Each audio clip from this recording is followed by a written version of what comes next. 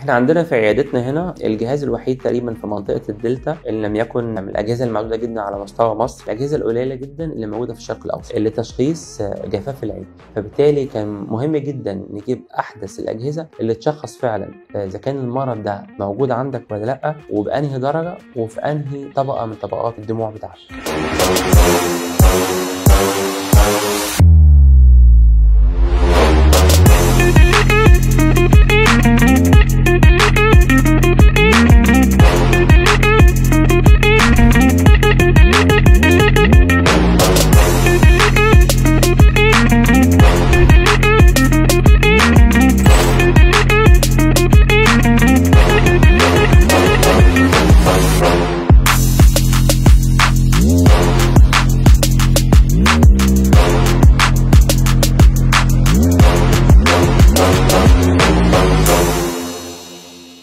هكلمكم النهارده عن مرض جفاف العين. جفاف العين من الامراض الشائعه جدا جدا جدا في امراض العيون، واحيانا برضو بيتم تشخيصه مش بدقه قوي، يعني بيتقال للمريض انه عنده جفاف للعين وهو ما عندوش، واحيانا كتير ما بيتشخصش اصلا في بعض المرضى التانيين. الموضوع ده يعني ممكن يبقى نوعا ما محتاج دقه اكتر وبحث اكتر، وبالتالي احنا في عيادتنا هنا جبنا احدث الاجهزه اللي بتشخص المرض ده بدقة عن طريق عمل تقريبا 7 اختبارات للعين بتحدد بالظبط إذا كان فعلا المريض عنده جفاف ولا ما عندوش، وبتحدد بالظبط درجة الجفاف قد إيه، وكمان بتحدد السبب في جفاف العين ده، وإذا كان جفاف العين سببه الطبقة المائية اللي في العين هي اللي فيها مشكلة ولا الطبقة الدهنية. من الاستعمالات المهمة كمان للجهاز بتاعنا هو إذا كان هو اختيار نوع عملية تصحيح الإبصار. عملية تصحيح الإبصار بأنواعها ممكن بدرجة من الدرجات يأثر أو يؤدي إلى درجة من درجات جفاف العين. فلو إحنا قبل العملية شخصنا إن المريض ده عنده فعلا مؤشرات أو مقدمات لجفاف العين، ده بيساعدنا في اختيار نوع العملية ليه، إذا كان يفضل ليه عملية الليزر السطحي أو الBRK أو الليزك السطحي، أو عملية الليزك العادي أو الفيمتو ليزك أو الفيمتو سمايل أو زرع العدسات.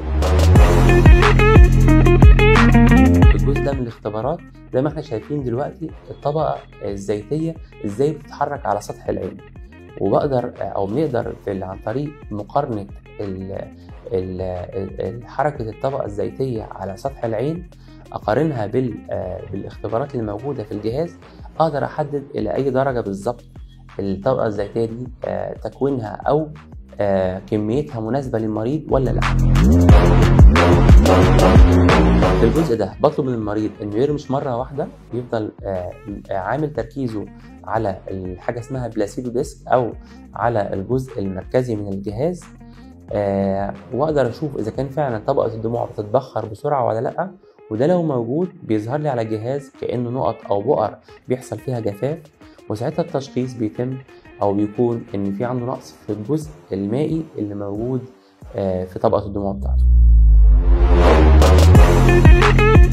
من ضمن الاختبارات كمان اللي بنعملها بالجهاز بتاعنا هي كاميرا دقيقة جدا بالانفراريد تقدر تصور الغدد الدهنية اللي موجودة في الجفون بتاعتنا. في 50 غدة دهنية موجودة في الجفن العلوي و25 غدة موجودة في الجفن السفلي، وظيفتهم انهم بيفرزوا الطبقة الزيتية المكونة لطبقة الدموع او الجزء الزيتي اللي موجود في طبقة الدموع. عن طريق الكاميرا نقدر نشخص بالظبط اذا كان في اي نقص او تليف او التهابات في الغدد الدهنية دي، ولو ده موجود ساعتها بنعرف بالظبط السبب الحقيقي لنقص الطبقة الزيتية ونعالج المريض على أساسه. مع جفاف العين بيكون في درجة من درجات الإحمرار المزمن أحيانا لمرضى الجفاف العين. برضو عن طريق الجهاز بتاعنا نقدر نصور درجة الإحمرار دي قد إيه وتوزيعها حوالين قرنية العين، ونقارنها بالمتابعة مع بعض في الزيارات التالية للمريض. من ضمن الاختبارات برضو اللي بنعملها هو تصوير حد الجفن واذا كان في اي خلل في حد الجفن ولا لا.